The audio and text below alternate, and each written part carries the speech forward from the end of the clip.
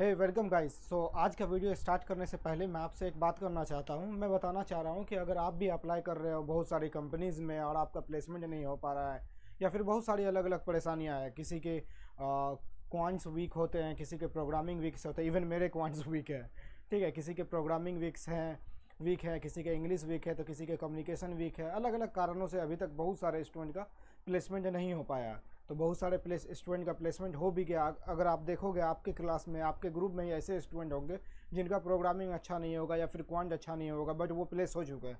तो कहीं ना कहीं कुछ कुछ पॉइंट हैं जो उनमें बेहतर है या फिर कहीं आप छूट जा रहे हो। तो ऐसी बातें हैं। तो अगर आपको लगता है कि इस सब से रिलेटेड कुछ एक वीडियोस मेरे को बनाना चाहिए, तो आप कमेंट करके बताओ कि आपका टॉपिक बताओ या फिर किस पॉइंट पे लेके मेरे को वीडियो बनाना चाहिए नेक्स्ट। तो उस पॉइंट को लेके मैं रिसर्च करूंगा, बहुत सारे स्टूडेंट से, अलग अलग स्टूडेंट से बात करूंगा, या फिर और भी जैसे क्वेरा पे बहुत सारे क्वेश्चंस दिए हुए रहते हैं, वहाँ से मैं कोशिश करूंगा सारे का कलेक्शन एक जगह करके फिर उस पर एक वीडियोज़ बनाऊंगा। तो चलो स्टार्ट कर लेते हैं ये टॉपिक। आपको जो भी क्वेरी होगा या आप जो भी चाहते हो उससे रिलेटेड आप कमेंट करो, फिर उसके बाद रिसर्च करके उससे सारे इन्फॉर्मेशन इकट्ठा करके एक वीडियोस बनाते हैं उस पर। तो चलिए आज के वीडियो में हम लोग बात कर लेते हैं कि टीसीएस डिजिटल हायरिंग जो होने वाली है टीसीएस का, तो इसमें एलिजिबल कौन सा है। इससे पहले भी मैंने एक दो वीडियो बना रखे हैं टीसीएस डिजिटल से रिलेटेड।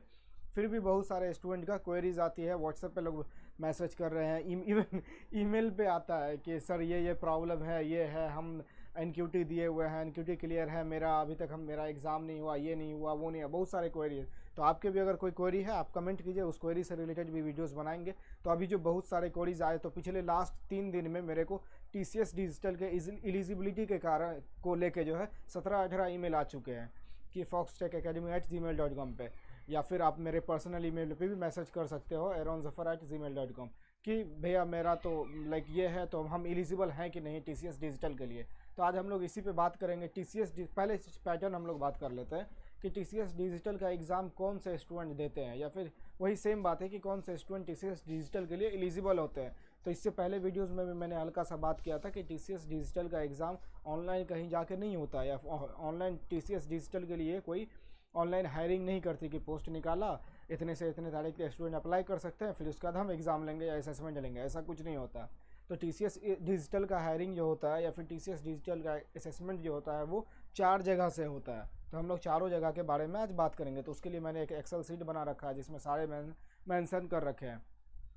तो फर्स्ट पॉइंट जो हम लोग बात कर लेते हैं कि किस तरह के स्टूडेंट डिजिटल के हायरिंग में पार्टिसिपेट करते हैं। तो पहले स्टूडेंट वो जो प्रीमियम कॉलेज से आते हैं। अब ये प्रीमियम कॉलेज क्या होता है? तो ये प्रीमियम कॉलेज होता है कि टीसीएस का बहुत सारे कॉलेज से टाई अप होता है, बहुत सारे अच्छे अच्छे कॉलेज से टाई अप होता है।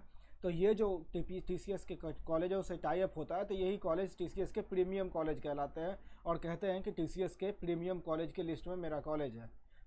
तो अब इससे पहला पॉइंट से रिलेटेड कि अब आपको कैसे पता चलेगा कि आपका कॉलेज प्रीमियम कॉलेज के लिस्ट में है कि नहीं, इवन नॉट सिर्फ प्रीमियम, टीसीएस के प्रीमियम कॉलेज के लिस्ट में है कि नहीं। तो इससे पहले मैंने जो वीडियोस बनाया है उसमें भी मैंने एक्सप्लेन किया है, अभी भी बेसिक बता देता हूँ कि ये सिर्फ और सिर्फ आपके कॉलेज के डिपार्टमेंट प्लेसमेंट मेंटर या फिर आपके कॉलेज के बोर्ड पे कहीं है, तो वहाँ से ही पता चलेगा कि आपका कॉलेज टीसीएस के प्रीमियम लिस्ट में है कि नहीं है।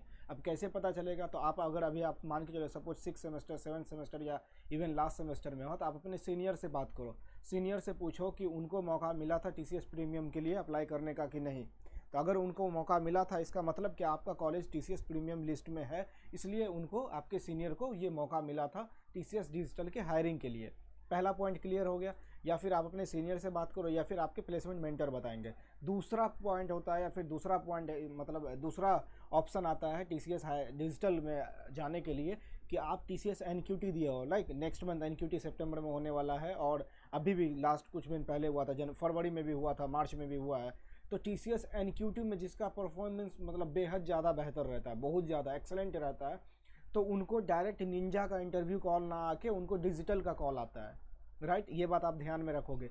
आप टीसीएस एनक्यूटी के थ्रू भी टीसीएस डिजिटल में पार्टिसिपेट कर सकते हो, बशर्ते उसका लिए एक क्या है ऑप्शन कि आप जब टीसीएस एनक्यूटी असेसमेंट देते हो तो इसका रिजल्ट आता है। तो ये रिजल्ट ही आपको बताएगा कि आप एनक्यूटी में क्वालिफाई कर रहे हो, सॉरी, आप टीसीएस निंजा के लिए इंटरव्यू देने जा रहे हो या फिर टीसीएस डिजिटल के लिए इंटरव्यू देने जा रहे हो। तो अगर आप TCS NQT में बहुत बेहतरीन परफॉर्मेंस करते हो, 95% स्कोर लेके आते हो, कोडिंग आपका बहुत अच्छा रहता है, दोनों कोडिंग के प्रोग्राम आप सॉल्व कर लेते हो, तो आपको बहुत ज़्यादा क्या आपका 100% फिक्स है कि आपको TCS डिजिटल का इंटरव्यू आएगा। अब TCS डिजिटल का आप सपोज किसी को इंटरव्यू आया, बहुत सारे स्टूडेंट की क्वेरी होती है कि मुझे तो TCS डिजिटल का इंटरव्यू आया लेकिन हम TCS डिजिटल क्लियर नहीं कर पाए, तो क्या होगा? TCS डिजिटल क्लियर नहीं कर पाए तो कोई प्रॉब्लम नहीं है, आप TCS निंजा के इंटरव्यू के लिए आपको फिर से ईमेल आएगा। ये एक एडिशनल है निंजा TCS NQT के लिए कि अगर आप NQT में एवरेज परफॉर्मेंस कर रहे हो तब तो आपको TCS निंजा मिलना ही मिल जाए, इंटरव्यू मिलना ही है। अगर आप एक्स्ट्रा ऑर्डिनरी परफॉर्मेंस करते हो तो आपको डिजिटल मिलता है। डिजिटल क्वालिफाई किए तो 7 लाख का CTC मिल रहा है आपको, डिजिटल क्वालिफाई नहीं किए तो आप यहीं से टर्न बैक हो जाते हो, आपको दूसरी इंटरव्यू होती है और ये इंटरव्यू आपकी निंजा के लिए फिर से होती है, तो निंजा में वही 3.6 की आपको CTC मिलती है। तो ये TCS का है, NQT के थ्रू डिजिटल हायरिंग का प्रोसेस है। तीसरा स्टेप्स है या तीसरा प्रोसेस कह सकते हैं कि तीसरा प्रोसेस TCS का कोड वीटा होता है, हर साल होता है, आपको भी पता होगा। नेक्स्ट भी TCS का कोड वीटा होगा तो उससे रिलेटेड भी मैं वीडियोस बनाऊंगा ही। आप TCS कोड वीटा में पार्टिसिपेट करते हो, TCS कोड वीटा में आप क्वालिफाई कर जाते हो, आपका अच्छा स्कोर रहता है, बिना किसी एग्ज़ाम के डायरेक्ट आपको TCS डिजिटल के लिए इंटरव्यू ईमेल आता है। तो आप तीसरा TCS कोड वीटा के थ्रू भी डिजिटल हायरिंग में पार्टिसिपेट कर सकते हो। चौथा एंड लास्ट मोस्ट इम्पॉर्टेंट कि बहुत सारे स्टूडेंट की ये क्वेरी होती है कि सर मैं तो सेलेक्ट हो गया हूँ TCS निंजा में, इंटरव्यू भी मेरी हो गई क्लियर सारा, अब मैं ज्वाइन भी कर लिया हूँ TCS, तो अब TCS डिजिटल के लिए क्या होगा? तो TCS चौथा पॉइंट जो है TCS ये इसको मैंने चेंज नहीं कर पाया, ये चौथा पॉइंट जो होता है TCS के इंटरनल एम्प्लॉय के लिए होता है। TCS इंटरनल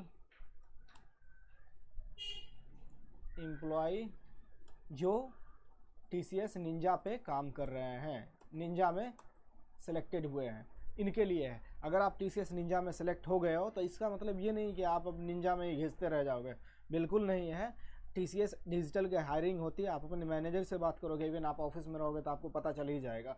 TCS डिजिटल का हायरिंग होता है, आप इसमें पार्टिसिपेट कर सकते हो। अगर आप क्वालिफाई कर जाते हो तो डायरेक्ट आपकी CTC 7 लाख की हो जाती है। तो ये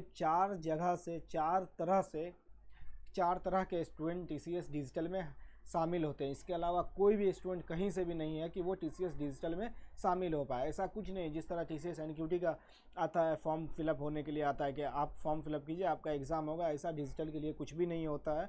डिजिटल के लिए सिर्फ ये 4 स्टेप्स हैं, इसी 4 स्टेप्स में से किसी एक जगह से आप डिजिटल में पार्टिसिपेट कर सकते हो। अदरवाइज़ आप TCS निंजा के लिए या फिर TCS NQT के लिए अप्लाई करो, TCS की इंटरव्यू होगी, यही फाइनल है आपका। तो चलिए हम लोग, ये वीडियो आई थिंक बहुत लंबा हो गया, मिलते हैं नेक्स्ट वीडियो में। Thank you so much.